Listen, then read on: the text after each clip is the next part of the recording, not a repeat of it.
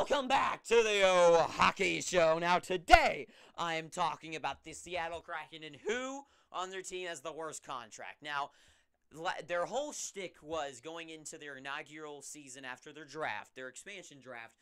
Their thing was that they had the cap space. They had the money to play around with, and that was going to be their big deal, is that they weren't going to be great this year, but they have the money to play around with, and they have played around with it in an interesting way that I don't think is going to work out amazingly, but won't work out terribly. But I think right now the contracts that they brought in are fine. I think the ones that they brought in at their draft are the ones weighing them down. So let's jump into it with Philipp Grubauer, the goaltender from Germany, the guy from the Colorado Avalanche. Now, I've never, ever been a fan of Philipp Grubauer. I have never believed in him. I've always thought he was lucky to play on the Avalanche. He was always lucky to play on there because they made him look good. Because any goaltender can, those big one-time like moments where it's like one-on-one with the goaltender, for me personally, I feel like are those times when the goaltender comes to light.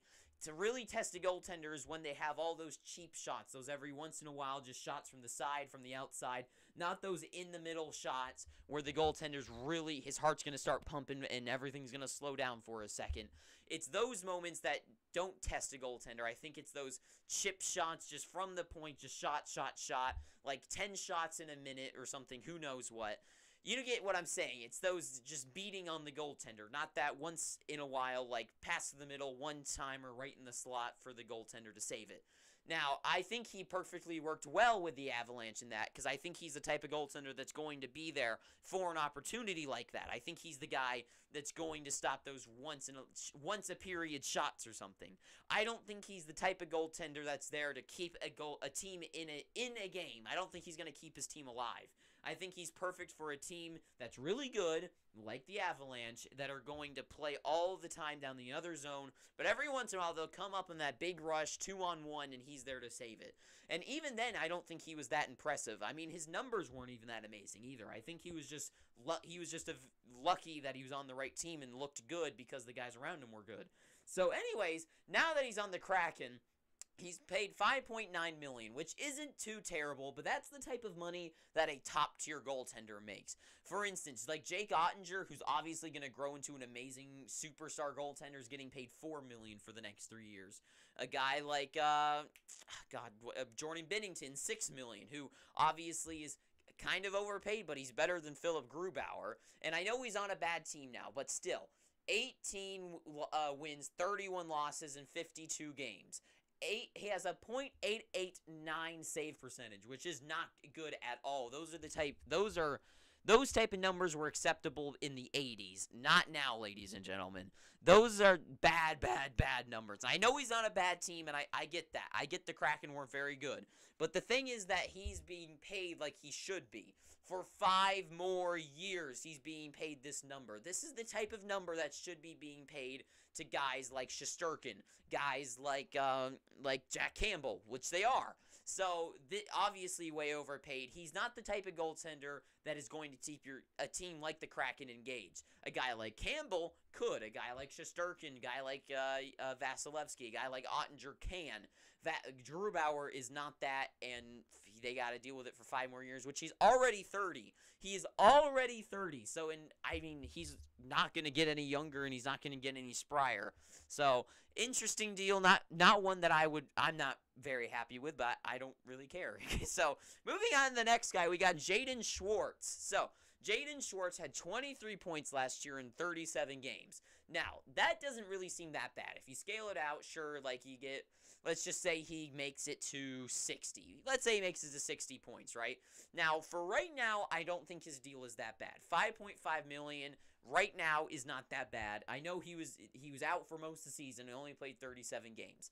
But the thing that scares me, though, is that he's been very injury prone throughout his career. He's a very tough, defensively minded forward that can score, he can make offense. However, he's that type of player that isn't going.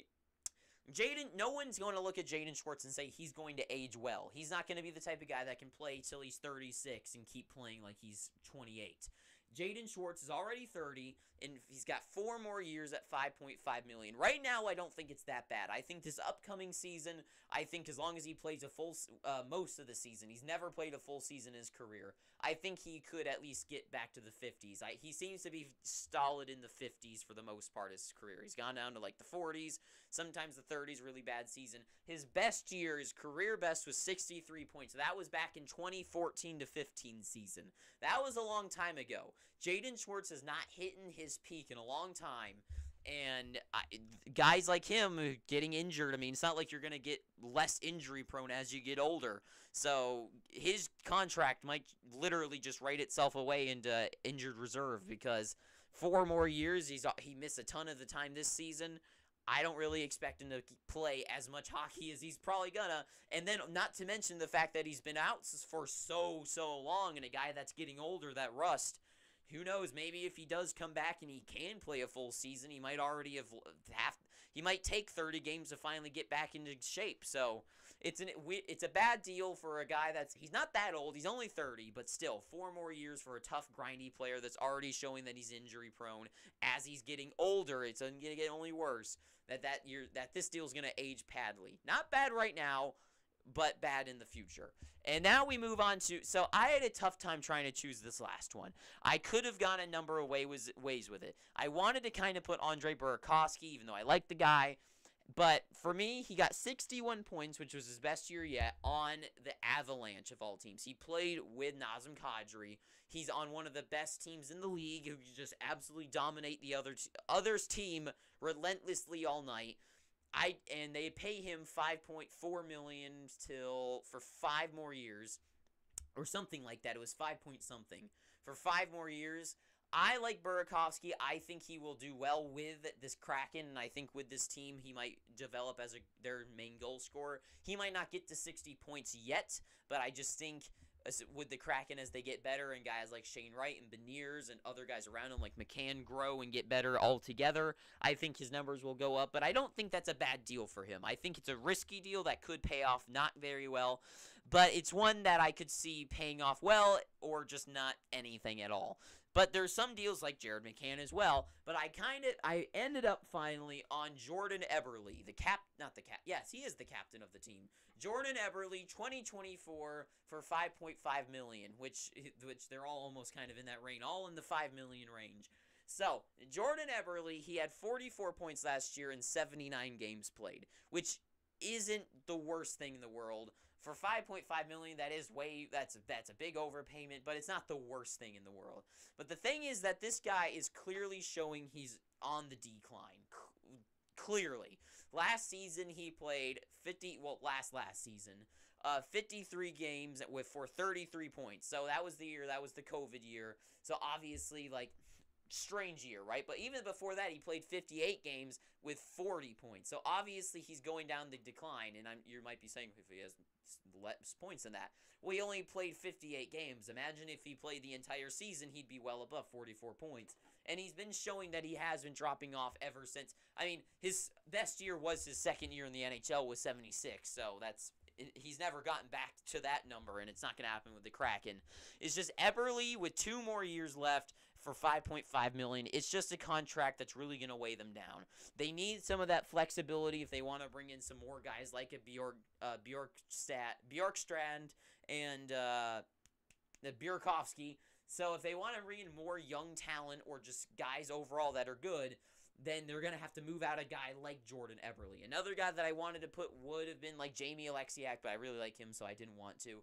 But there's some deals on this team that are just like you can do without. You can do better with this money somewhere else, like a Yanni Gourde, like Jordan Eberly. But Eberly's already 32. He's already on the decline for 2 more years.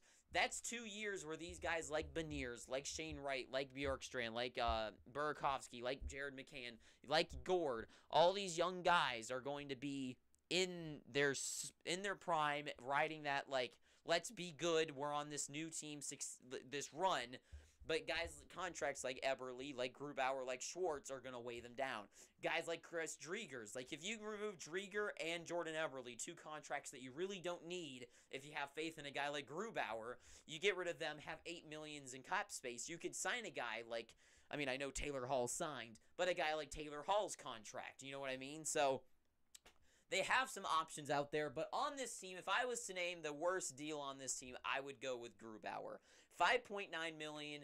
Those are high numbers for a goaltender. Goaltenders usually get paid in the $5 million range. The guy like Darcy Kemper, who sure you could say looked good because of the Avalanche, but he showed that he was a superstar goaltender on the Coyotes of all teams. They could have signed him for less money than this and have a legitimate goaltender in net that has shown that they can bring probably the worst team in the league to a playoff spot. So it's an interesting case here for them. Philip Grubauer, I think they have these few contracts here they can move on from and easily bring in a younger talent for probably less money that has more potential and more drive than these guys on the board. So Grubauer is the worst deal on this board here. That's what I have to say about the Seattle Kraken. So if you've enjoyed watching this video, please pick up your free subscription by hitting that red subscribe button. If you liked it, leave a like, not a dislike, but go down below to the comment section and tell me how stupid I am for choosing Philip Grubauer and how I think he's a terrible goaltender. Tell me how stupid I am for choosing that, and tell me who do you think has the worst deal on this team. And if so, what would you do with it? What would you do about it? But thank you for watching this, and until next time, I've been your dapperly dressed host, Owen. Too sweet. I hope you're having an amazing day, and ta-ta for now.